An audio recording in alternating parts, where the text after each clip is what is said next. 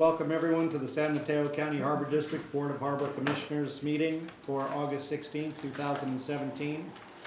This meeting is taking place at the San Mateo County Harbor District Conference Room and also at a location at the Hyatt Place, Bloomington in Bloomington, Indiana. May we have a roll call, please? Commissioner Bernardo? Here. Commissioner Brennan? Here. Commissioner Chankarali? Present. Can I just check, and you have your door open and there's an agenda posted at your door? Yes, and let me just repeat what I said in closed session, that I have given the concierge the agenda with my room number on it, and I've also posted this on my door, and my room is open, and right now there is no member of the public outside even in my room at this time. Thank you. Commissioner Lorenz? Present. President Matoush? Here.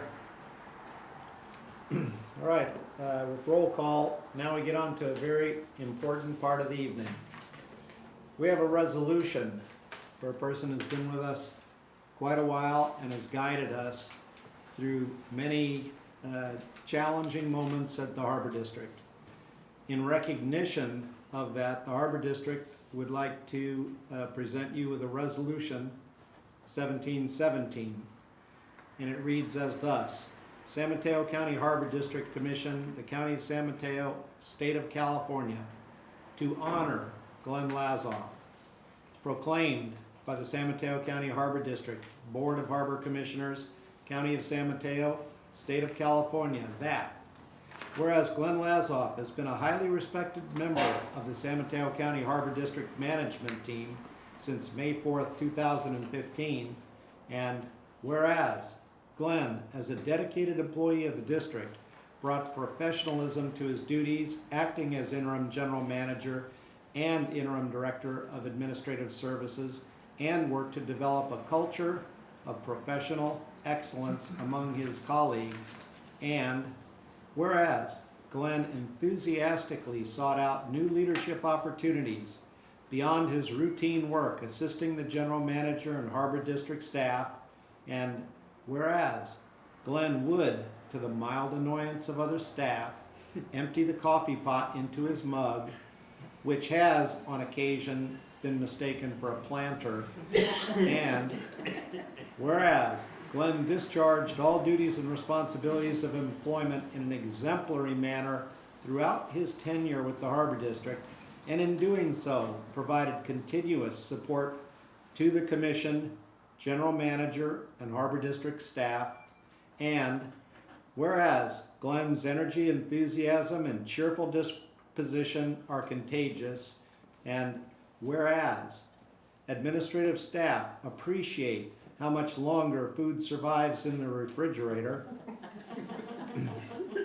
and whereas Glenn understands a deep level the role of a public servant and for whom public employees work, and whereas Glenn has left his mark on the district through his commitment to transparency, process, and the public good, now, therefore, be it known that the San Mateo County Harbor District Board of Harbor Commissions hereby extends its best wishes to Glenn Lazoff in his future endeavor following over 2 years of faithful and dedicated service on behalf of the staff, the Board of Harbor Commissioners, and the community of the San Mateo County Harbor District, and further extends its sincere best wishes for a rewarding and fulfilling future.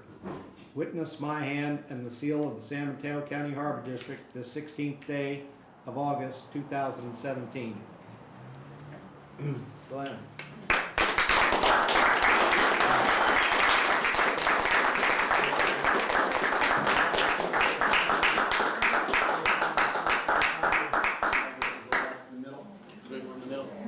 Let's going to be up.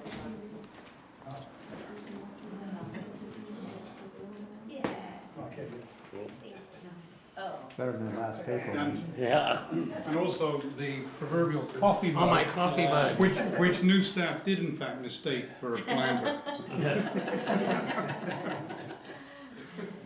Well, Thank you, Glenn. Thank you very much. Everything and all the food and coffee. That's it? That's all you're gonna say? Why not? Where's my coffee?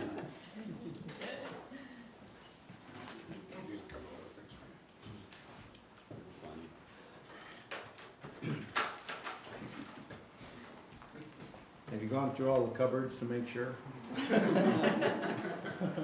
Thank you for your service. Never mind. Thank you for your service. All right, this is time of the evening when we entertain comments from the public on items not on the agenda. And I do have 2 public comments from members of the public. Clay Hooper, please. Yeah. So I wrote this out of frustration over the last, I don't know, 2 months. It's taken that long to kind of form it. I said I wasn't gonna come up. I wasn't gonna do it. But over the last 3 weeks or so, this letter has, or this statement has finally come together, and I decided it's ready to read. I've been a member of this community for 18 years, and in all that time, I've never witnessed a Harbor District Commissioner disrespect, neglect her duty in the office as I've seen escalating over the last 2 terms, and it has come to the point that I must say something. I voted for Commissioner Brennan in the beginning, so in all fairness, I take part of the blame. I even convinced others to vote for her. Commissioner Brennan alone has cost the district in excess of $1 million in lawsuits and legal fees. Because I don't know all the details, and I'm not privy to everything that goes on, I'm going to leave that alone and I won't go into it. But it cannot be ignored. As a whole, it just cannot be ignored. While I hoped for improvement and some needed stability, all I see in an effort to support her own agenda, which doesn't seem to take into consideration the health or welfare of the district, and certainly not mine. One most recent display of this, I'm going to add something. This gentleman clearly meant something to the harbor.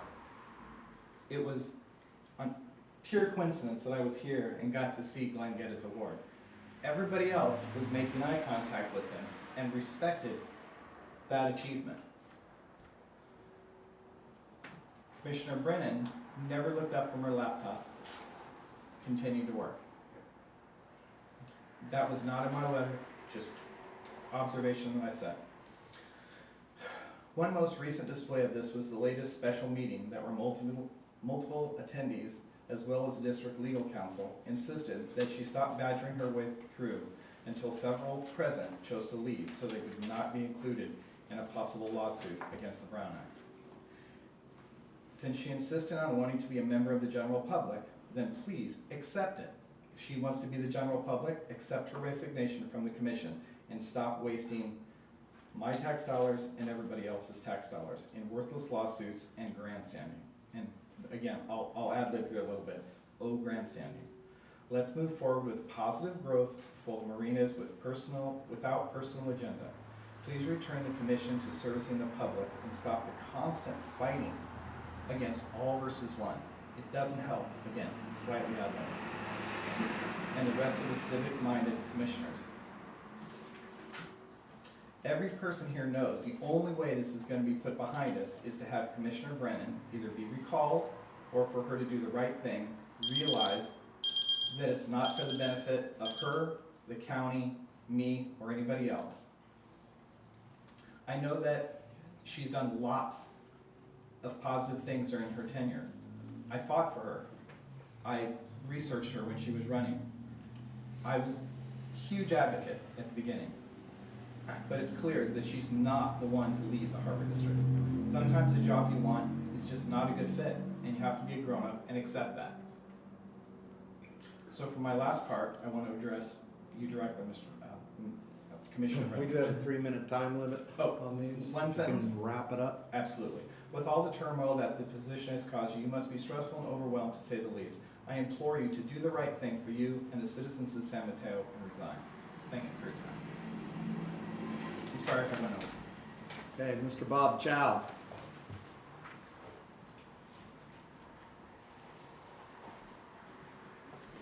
Hello, my name is Bob. short statement to read. In all my decades of living, enjoying, and having boats at Oyster Point Marina, I have never seen anyone individual have a bigger disrespect for the Harbor District than what I have seen recently. During the years of all the commissioners, there have been some that I did not agree with, but I knew they were doing what they were doing for the good of the district and the marina. I do not know what her plan is, but stop trying to destroy what others have spent decades trying to build. When this marina and park, that would be Oyster Point, were originally built, it was built to the current code and standards. I know times have changed, but stop trying to destroy it and be the solution to help it grow. Accept the responsibilities of the office that you ran for and manage the properties of the district for the good of the people, not your personal wants. Stop trying to run the San Mateo County Harbor District into the ground through more lawsuits. The last special meeting proves just how childish you can be. If you can't do this the right way, then maybe it's time for Sabrina to remove herself from the commission so that we can grow and not tear it apart. Don't cost the district more wasted money on a recall. Just resign. Thank you. Y'all have a nice day.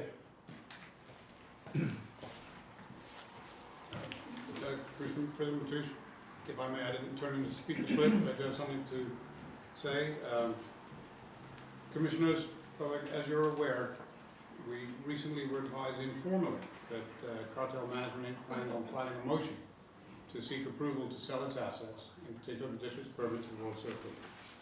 As of 6 o'clock today, it does not appear that Cartel has filed its motion. There is nothing for the district to do.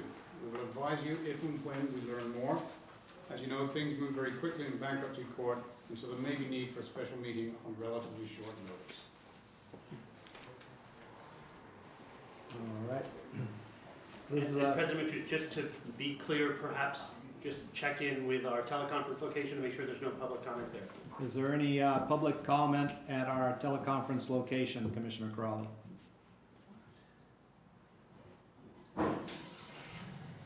Not at all. Thank you for checking. Quite welcome. Right, this time of the evening when the commissioners may make public statements limited to 5 minutes. Are there any statements? I have a public statement. This will be my first snarky, public statement. So I have 2 issues to comment on.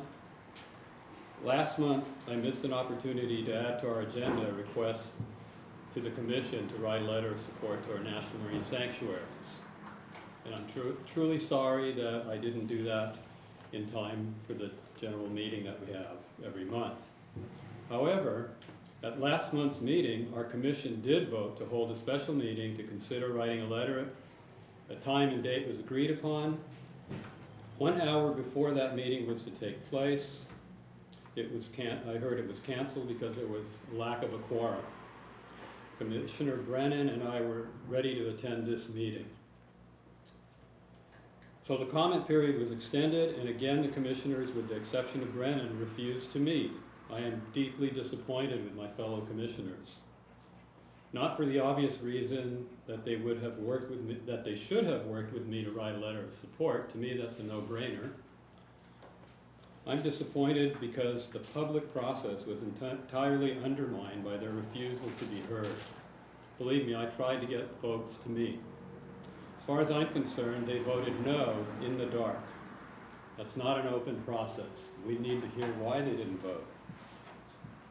I'm also concerned that the same process is being played out with respect to other important issues, in particular that of Oyster Point development. From my perspective, if a commissioner announces that they would like to attend a committee meeting to staff, then that meeting should be noticed as such so their input can be heard. Then the potential for a Brown Act violation would be mitigated, and the Brown Act's intent would be maintained, and that intent is for a transparent and open process. That's my number one. Number two, for 8 months, since I've been a commissioner, I've been working with staff to try to schedule a sand replenishment committee meeting. This is because Commissioner Bernardo has refused to meet this obligation to the committee and schedule a time to meet. This again undermines the district's responsibility for public engagement and transparency. So I request that the board president assign a different commissioner to the sand replenishment committee so we can meet. I spent all day today at the Sanctuary Advisory Council meeting, and I had to stand there and have the public ask me why we haven't met. And to me, it's outrageous that in 8 months, we've not had a sand replenishment committee meeting when we're supposed to have it, my understanding is, within 1 or 2 months. Thank you. Any other commissioner comments? I have a comment. Commissioner Brennan? Thank you. So to follow up on the time-sensitive letter that needed to be submitted regarding the National Marine Sanctuaries, I'd just like to read that letter really quickly. It's pretty short, and it's a joint letter that Commissioner Lorenas and I wrote together. Dear Secretary Ross, we are writing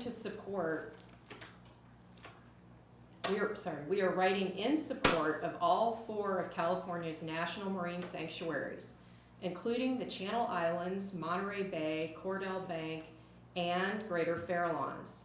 These marine sanctuaries have enjoyed decades of broad bipartisan support from the public and our elected officials.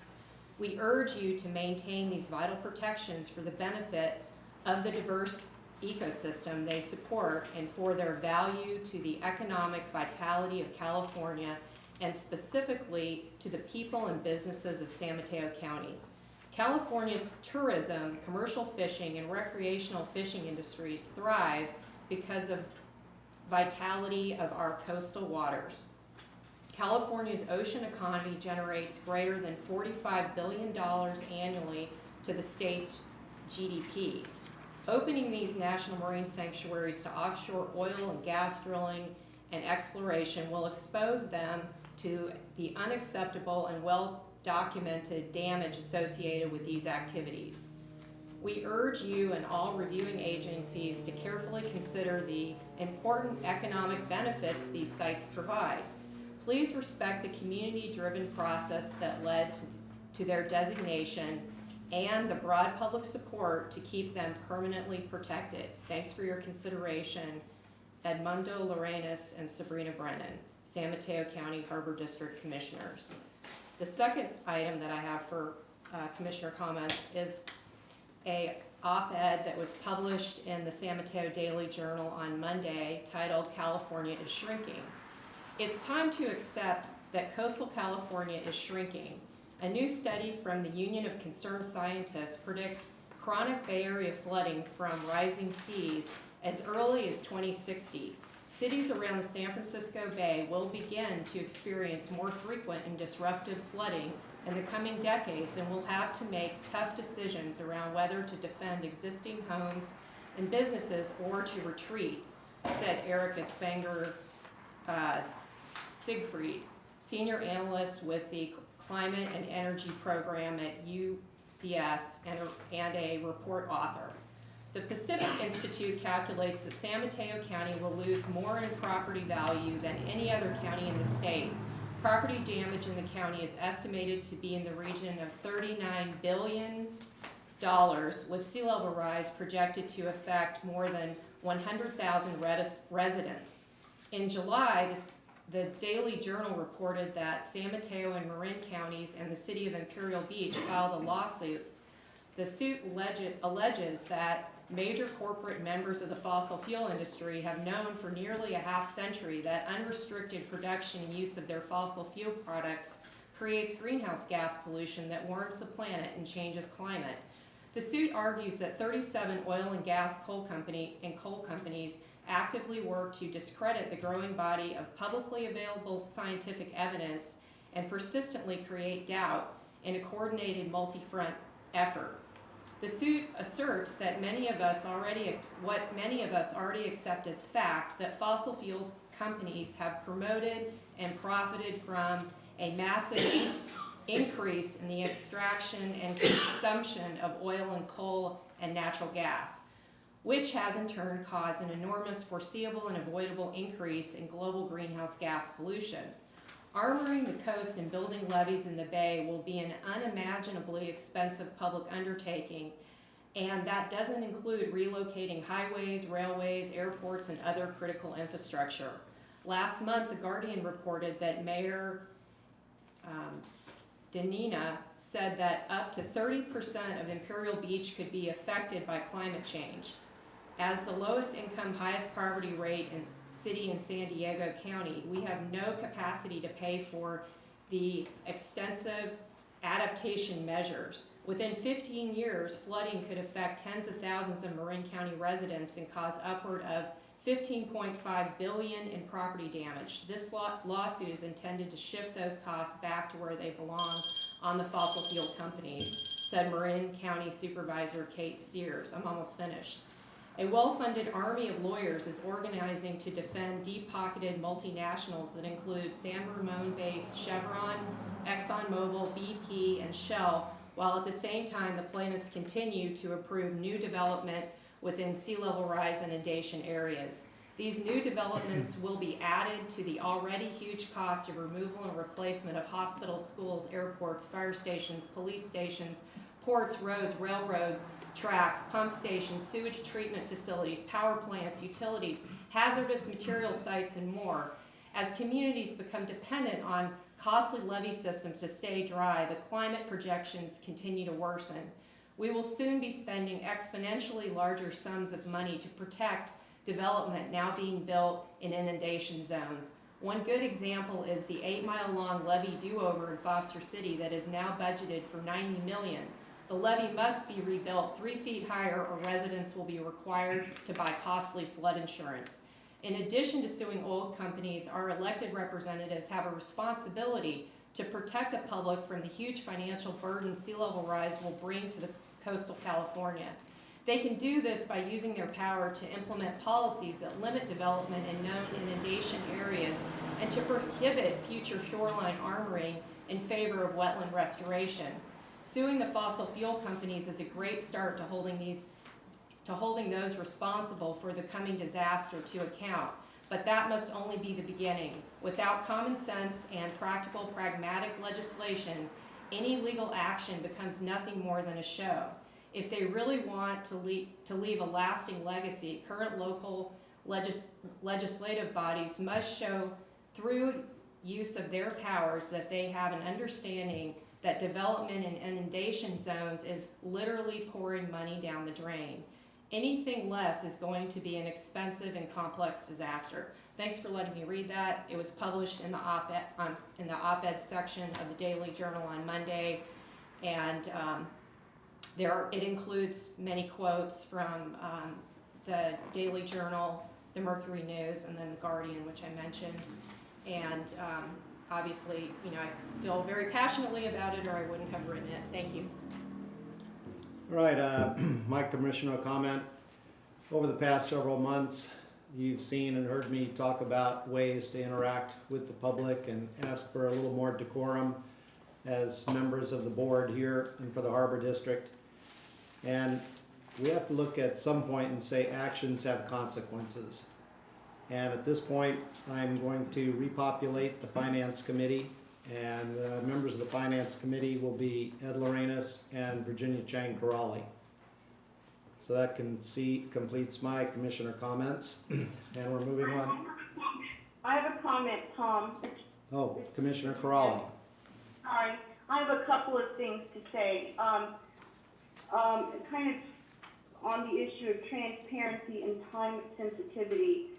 This is with regard to Mavericks and the cartel issue. I have an outstanding PRA request for Commissioner Brennan and Commissioner Lorenas for their emails and texts on their personal devices per California state law under the new Supreme Court state law. And it's a time-sensitive matter to me because as the Mavericks and cartel issue continues to move forward on their end, and I don't know what's happening, I would like to understand what is happening behind the scenes, because I think there have been things that have happened behind the scenes. To date, I have not received any reply. I've received the Harbor District's reply to my PRA request, so thank you very much, Glenn. As usual, you've done a great job. But Commissioners Lorenas and Brennan seem to feel like they can ignore my request and not even turn in the affidavit, which is, quite frankly, in violation of California state law, which is what we have been sworn to uphold as elected officials of the state of California in San Mateo County. So I am asking for their response, and hopefully I will get some documents. Also, I wanted to just say that I participated in the Oyster Point liaison, the joint committee meeting on August 8th with Commissioner Mateo and Councilmember Mark Adiego of South San Francisco and Vice Mayor Loisa Normandy of South San Francisco. And I wanted to thank them for their patience given the disruption that was caused by a third Harbor Commissioner, Commissioner Brennan. And I also wanted to thank the public comment, the public who made comments this evening for caring enough to be here tonight or be in El Granado tonight to give your thoughts and opinions about the meeting. I think that we as an elected body and elected officials serving the public, every single city in San Mateo County, we need to do the best job possible. And I think that the joint committee meeting is an example of how, far we have to go. So thank you to the members of the public. I think I'm sorry, I think it was Bob and Clay. I couldn't get your name. I'm sorry if I didn't hear correctly. But thank you for caring enough to make those public comments. Thank you, Tom. I do have a comment from Commissioner Bernardo. Just very quickly, thank you. First of all, I just want to thank everyone who's here tonight. Thank you to those of you who continually come here month after month and follow everything that the district does. But I also want to especially thank the new people who the two comments that I've heard tonight. I've not really met these folks, and I want to thank you for participating in our ongoing Harbor District conversations and for following us so closely. So I just wanted to thank you for being here tonight and for your comments. Thank you. This is one of those odd things. You get criticized no matter how you run a meeting. I've had a request from a member of the public to make a public comment, and public comment period is passed. So I'll make that exception. 1 minute. 1 minute. It's curious that Commissioner Director Raleigh would get an attitude about provision of personal emails and texts. I asked for that exact thing last March when the law did change. I have yet to be provided anything from Virginia Jane Corrali, not even any updates at all. I've gotten updates from Peter Carpenter and I believe Rob Solano.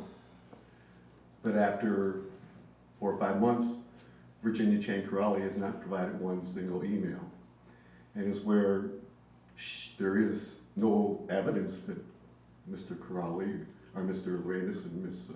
Brennan use their personal email for anything that Virginia should see.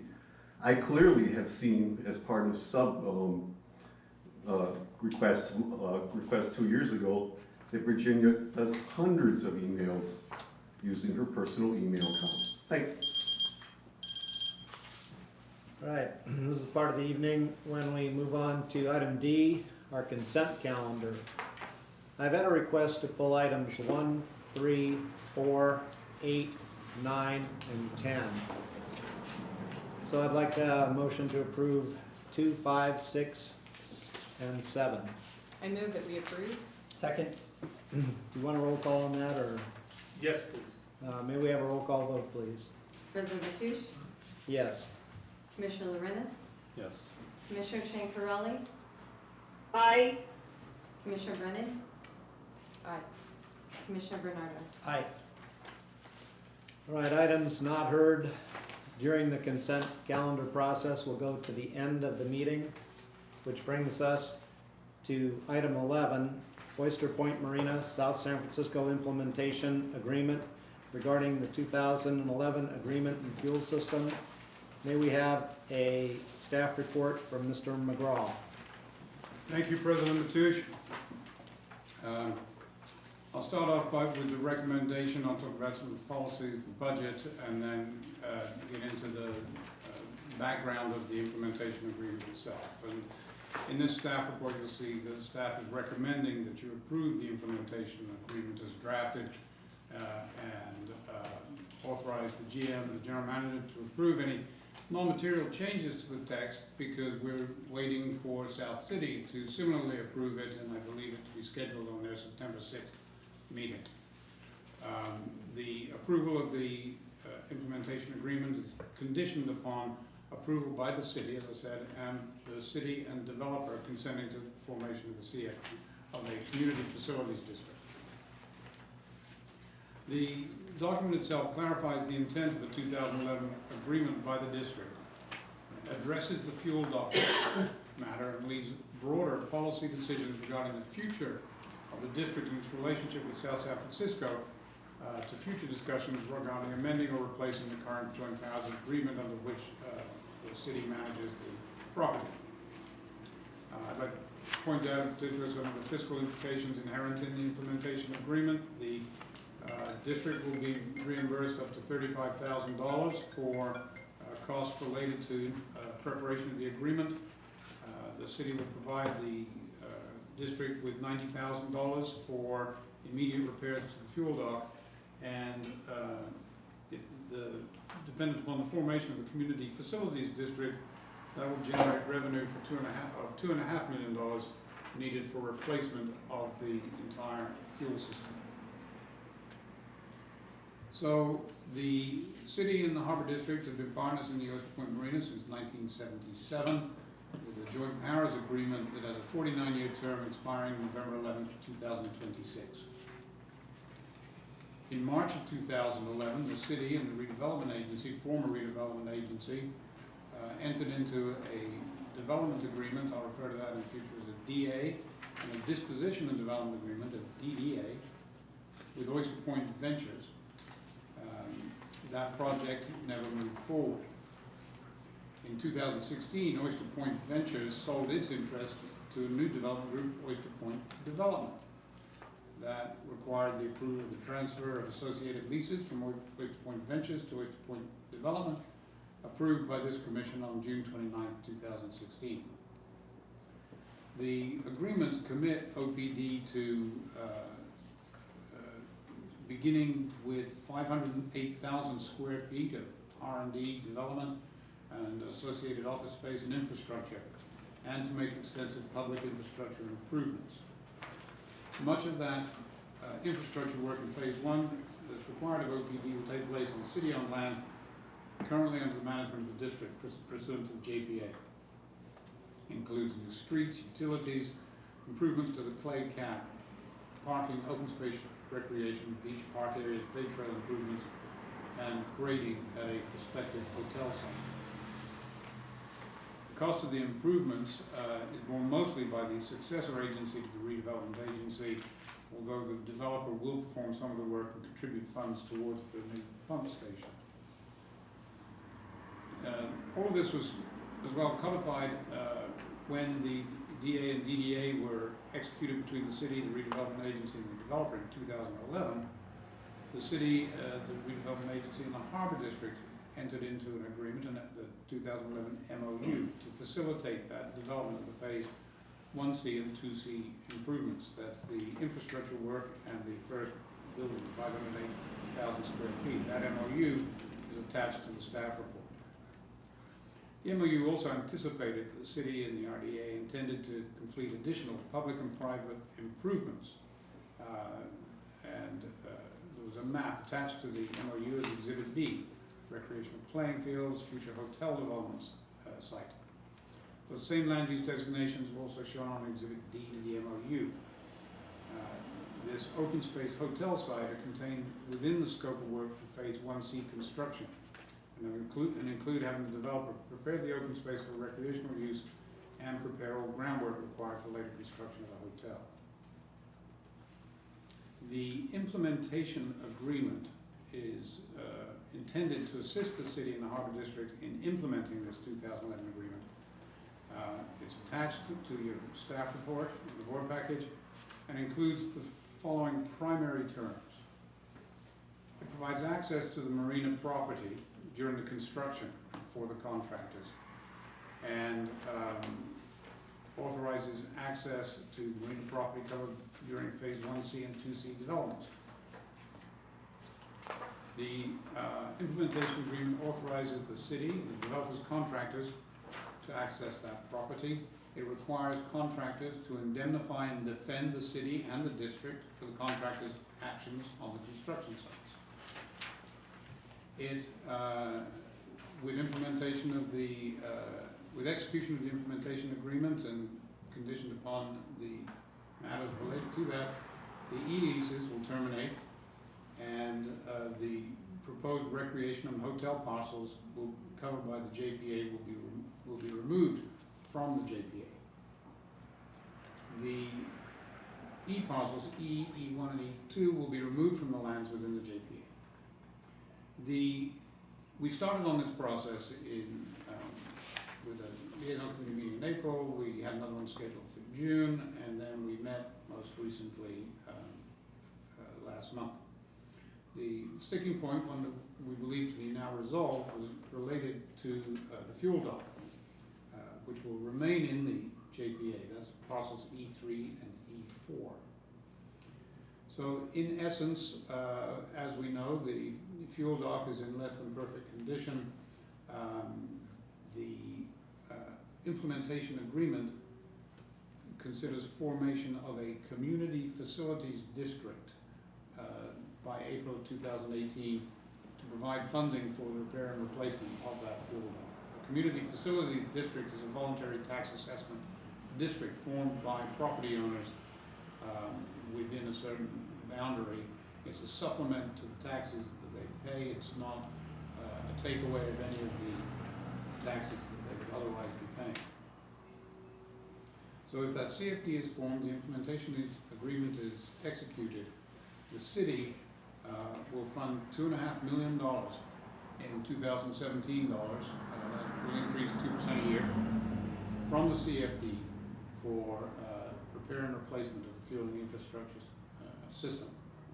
We divide it into two parts, initial improvements and landside improvements. The initial improvements are basically from the shore out to the dispenser, and landside improvements shore back to the tank.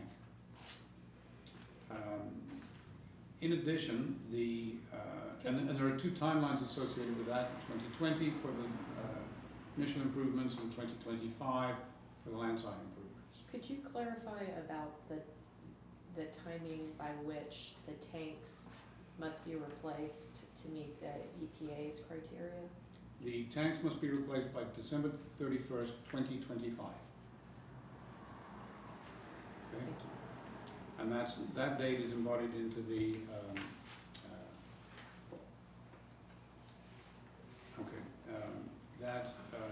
the implementation agreement embodies that date, embodies earlier dates as well for approval of the community facilities district, and then implementation, funding and implementation of the initial improvements. The community facilities district, incidentally, is solely commercial properties owned by OPD, property owned by the City of South San Francisco, and other property to the north of the marina, and does not include any of our district tenants.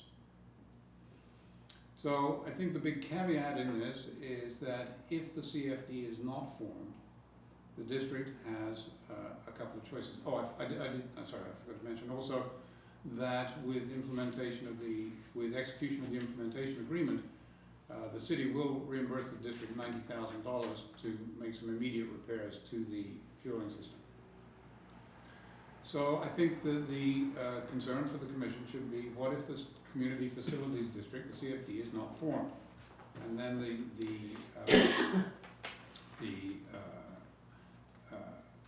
district has a couple of choices.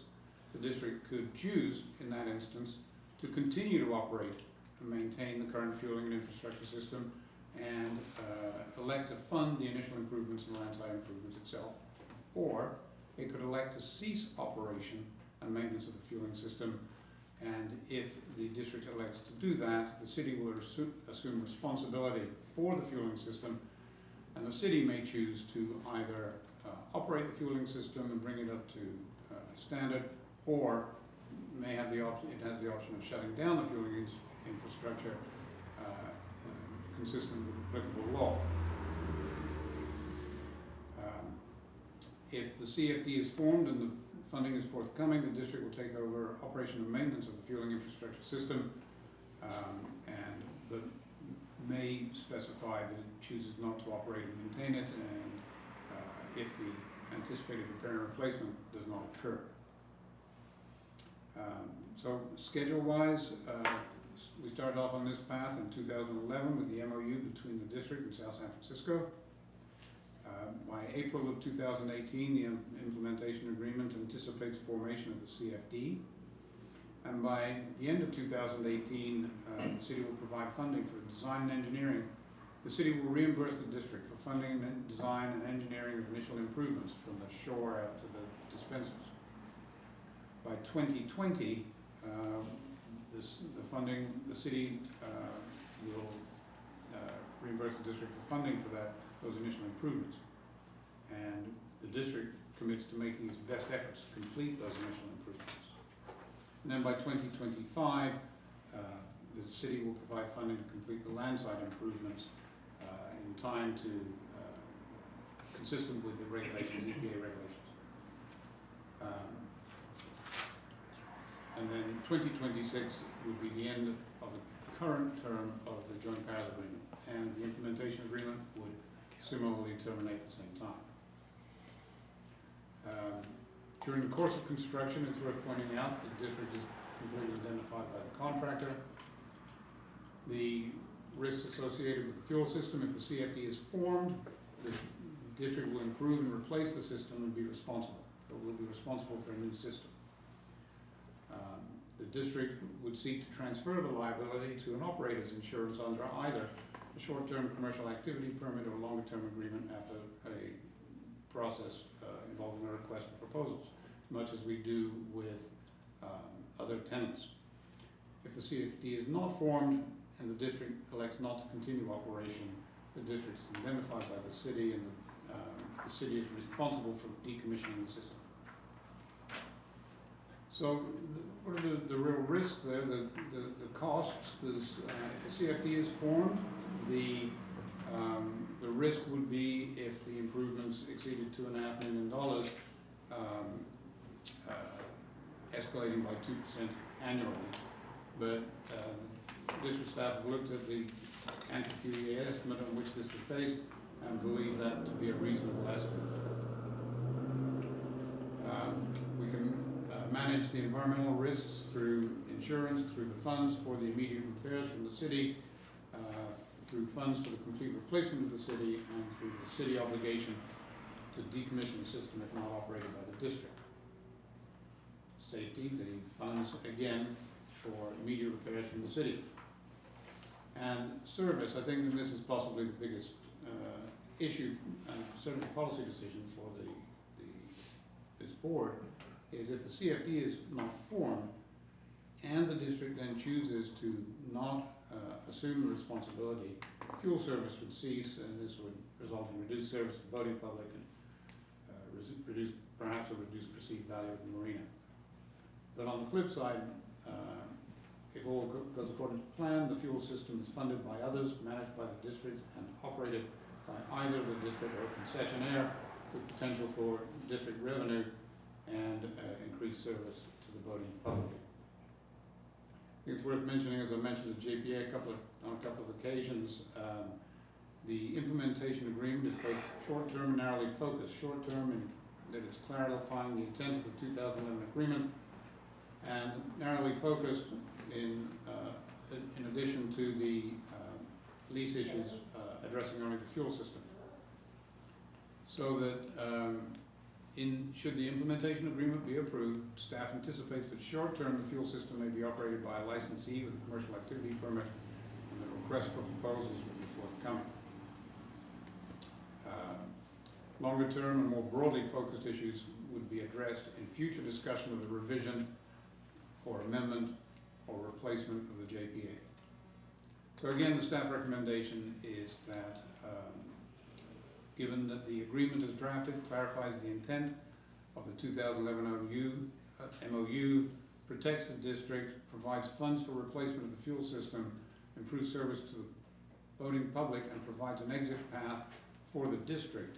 Staff recommends the Commission approve this implementation agreement as drafted and authorize the General Manager to approve any non-material changes as may result between now and September 6th, and that signing the agreement conditional on approval by the city and developer consent to formation of the Community Facilities District.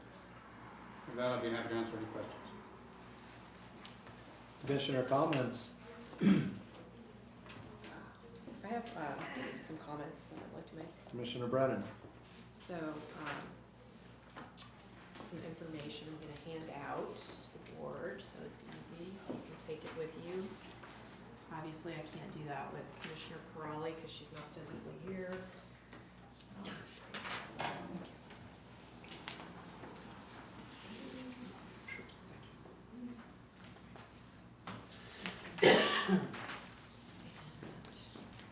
Through the minutes. Should anyone please tell me exactly what is being handed out? It's a 2-page document, And I'm going to leave some copies here for the public. If you and guys would like I one. don't know if Commissioner Brennan could email you one to look at. I'll take care of it right now for her. I'll send her, she'll take pictures and read it.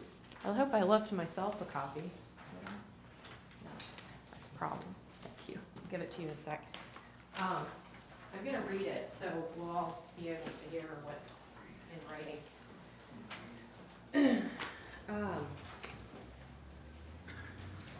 So I move that this item be continued to the September 2017 board meeting as it was originally scheduled for the following reasons. The original schedule that was created by the City of South San Francisco and presented at last week's liaison committee meeting proposed a September meeting for the Harbor District and the South San Francisco City Council. The motion will provide the public, the staff, and the board more time to consider the draft agreement and approve it next month. Number 2, the implementation agreement included in our board packet has the potential to affect the future viability of the Harbor District and we should not rush it.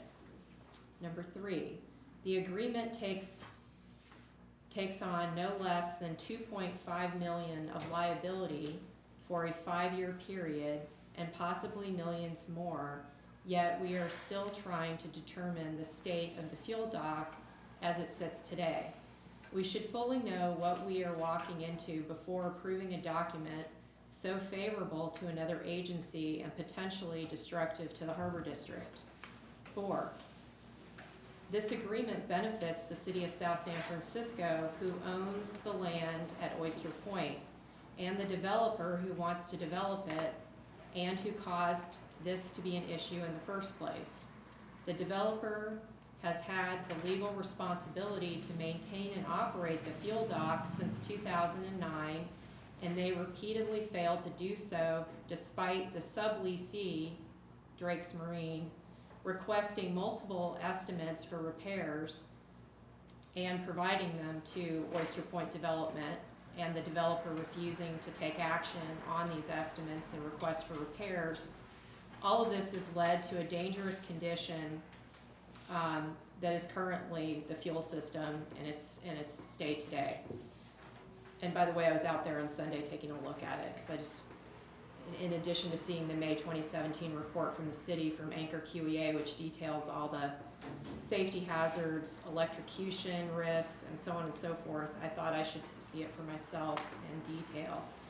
Five, we have no real data on the liability that the fuel system represents.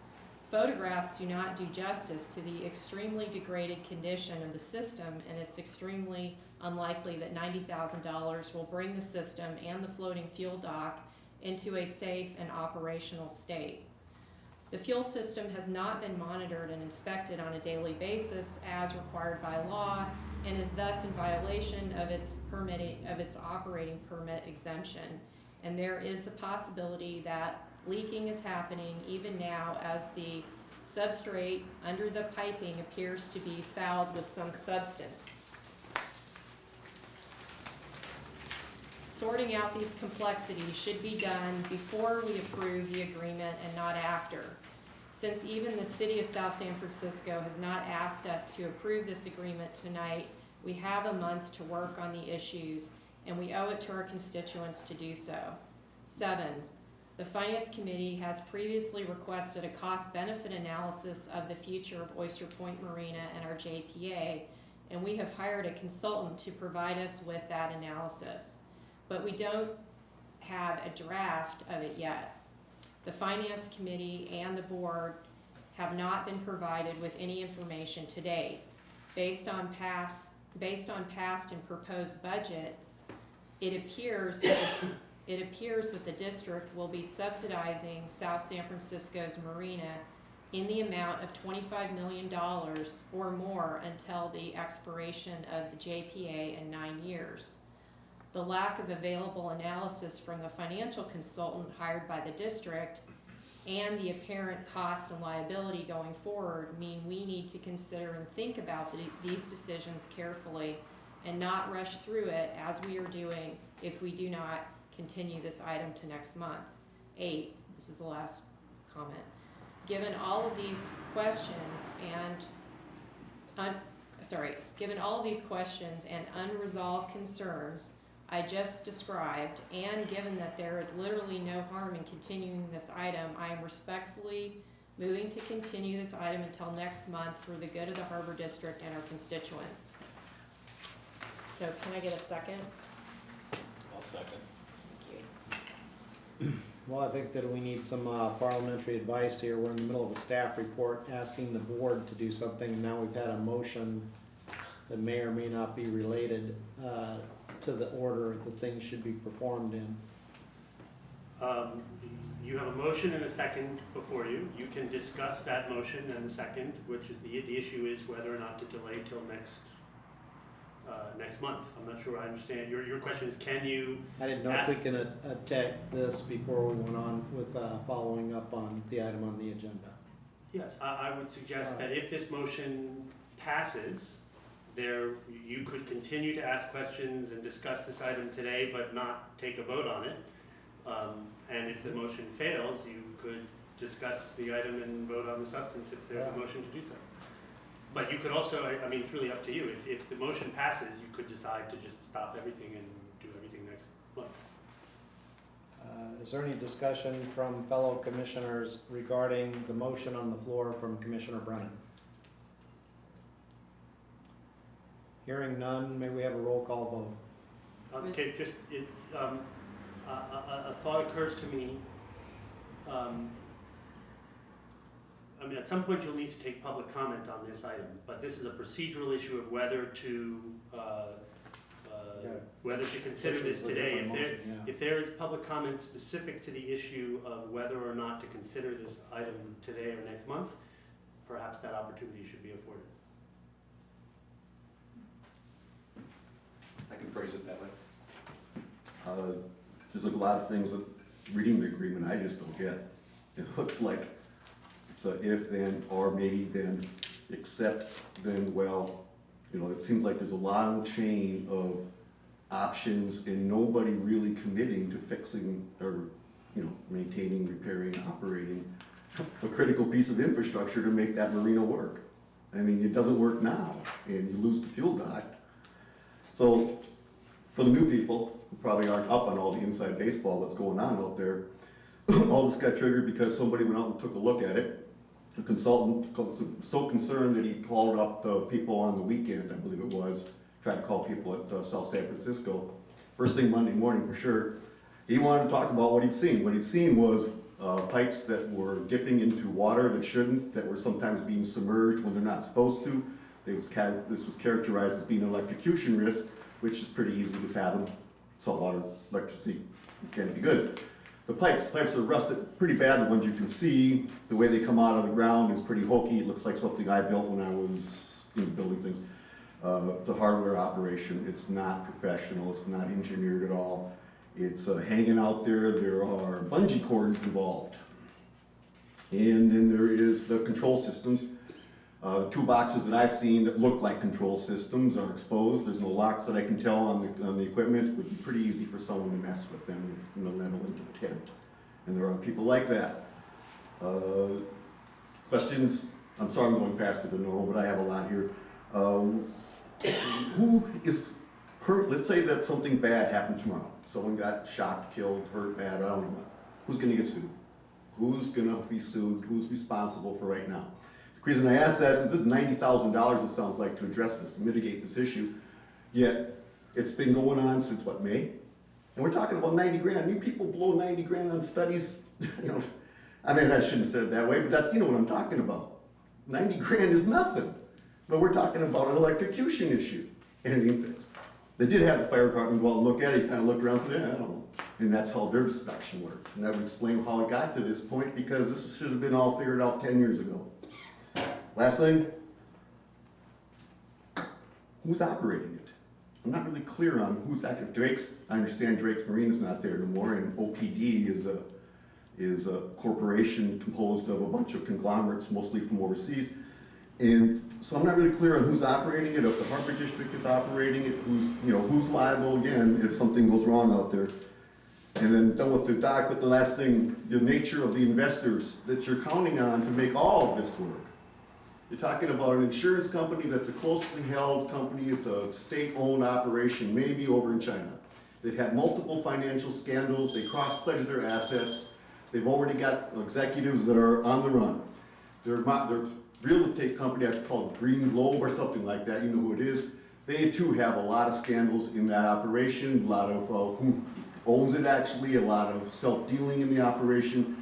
China's not a safe source for this kind of, to depend on this kind of infrastructure improvement. Things can change really fast, as we all know. Thank you. So I have some comments. Okay, Commissioner Lorenas. So first of all, since we have a few folks, at least one from South San Francisco, I'd like to just make sure that it's clear to them that there are scenarios in which the Oyster Point Marina would end up without a fuel dock. I've had my sailboat, I have a 39-foot sailboat. Sometimes I take it over to Oyster Point, and when I'm down there, I fill up my tank. I also get disposables like oil for my motors and any other items like that. So I believe you may want to consider the fact that there's an opportunity for that fuel dock to just disappear, because if it comes to pass that the City of South San Francisco decides not to have a fuel dock there, the district would have to pay for a fuel dock, which we may not vote to do. So that's one. With respect to why I personally feel that we should move the meeting, or this item to next month, is again related to my comment earlier that this should be a public process and we should give the public some opportunity to weigh in. And also, the Finance Committee has asked for information which we haven't received yet. Okay. I don't know if I can just randomly guess, if there was a public comment section, does that mean You anybody have to can? fill out another comment. Oh, slip another comment? And Okay. put it on You the, can just fill out a slip if you want to comment. Alright. yeah, Just fill it out afterwards, let them know. Oh, okay, is it, can I do it now and hand this slip Go later? ahead. It would be real fast. It's helpful to fill out the slip. It's not a legal I'll- requirement if you. I'll fill it out. So I actually agree with the commissioner that I've used that fuel dock in the sheriff's boat, filling up in dire emergencies and needing fuel to go out in the middle of the night, and it's in an ideal spot. Losing it would be a huge mistake, but I also agree with her 100% that without the report that says what? you're making a decision based on accusations of, I've seen it, I've used it, it's all of those things. But it should be taken into consideration. You should get the information that says what it's gonna take, and at some point, you have to say, you know what, you're right. If they're not gonna do it, it's important to San Mateo County, that's us. So step up, write the check, and do what it takes. But I agree that we should wait and make sure we have all the information before we just say, yeah, it could possibly be expensive, so we're not gonna do it. So I'll fill out your form, I promise. Any other comments on the motion on the floor, which is, would you like to restate your motion, Commissioner Brennan? Sure. I move that this item be continued to the September 2017 board meeting as it was originally scheduled. Do I need to second it again? No. No, I just wanted to restate it for the record. So could we have a roll call? Yes. Commissioner Brennan? Aye. Commissioner Lorenz? Aye. Commissioner Matoush? No. Commissioner Chang Karali? No. Commissioner Bernardo? No. Motion fails. We've had our public comment. Now regarding item 11, I'd like to comment that I don't believe that there's anyone in the room that has the longevity with the Harbor District that I have. I know there's one person sitting in the back that remembers the Harbor District when he was financing boats before there was docks. But I've been consistently part of the Harbor District and working with the harbor since the 1990s, early 90s. I've heard about this development for years, and I could never quite imagine it. I could never quite wrap my head around how nice it was going to be, how grand it was going to be. I've heard so many different iterations on this thing for over a decade, 2 decades.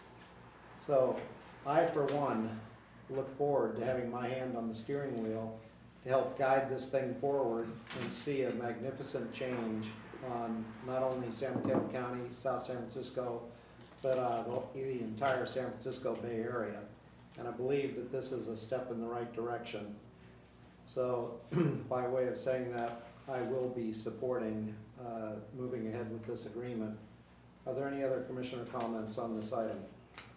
Commissioner Bernardo. Thank you. Just a couple of brief things. First of all, I echo and agree with everything you've said. I think it's a very exciting time for Oyster Point Marina. I really think that the marina can transform into something really great.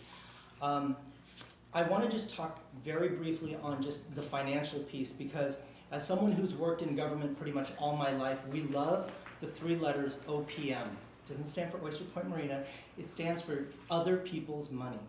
And so when you have the city paying $35,000, you've got $90,000 for repairs, and then potentially $2.5 million with this tax district, I love that.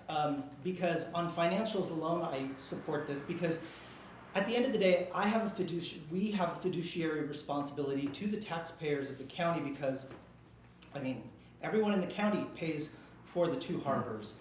And I think this is a shared burden, and I would love to see, the city and, the CFD, I'd like to see other monies help pay. So just on that alone, I'm going to support this, this implementation agreement.